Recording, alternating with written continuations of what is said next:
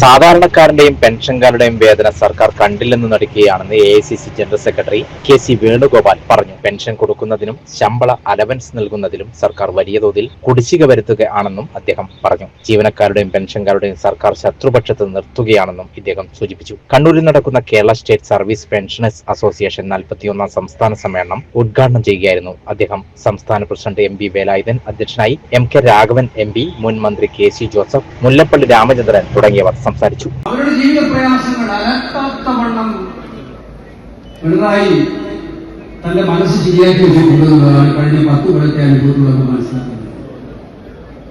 സാധാരണ communist government കാലത്ത് അവരുടെ സംഘടനകൾ പറയാറുണ്ട്, നമ്മൾ പറയാറുണ്ട്, സംഘടനകളുമായി ചർച്ച നടത്തും.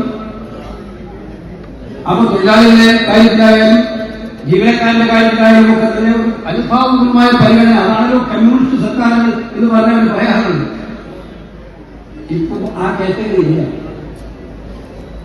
അത് കംപ്ലീറ്റ് മാറ്റിയിരിക്കുകയാണ്. പിണറായിയെ സംബന്ധിച്ചിടത്തോളം ഇതൊരു പ്രയോറിറ്റി ഏരിയ അല്ല.